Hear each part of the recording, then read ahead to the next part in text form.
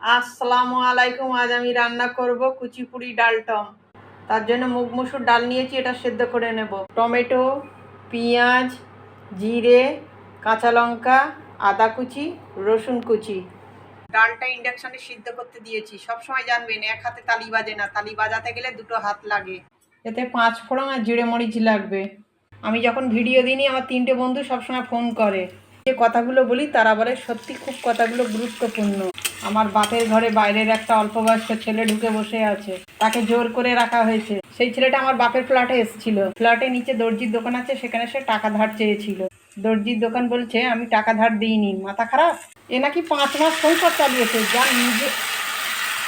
যার নিজের বিড়ি খাওয়ার পয়সা জোটে না, এ নাকি আবার 5 মাস সংসার চালিয়েছে। এর মাথার কাটে মারতে হবে না? আপনারা কি বলেন? নুন দিয়ে দিয়েছি, জল দিয়ে দেব, জিরে মরিচের গুঁড়ো। এই ডাল ভাজাভুজির সাথে খুবই ভালো লাগবে। আল্লাহ হাফেজ।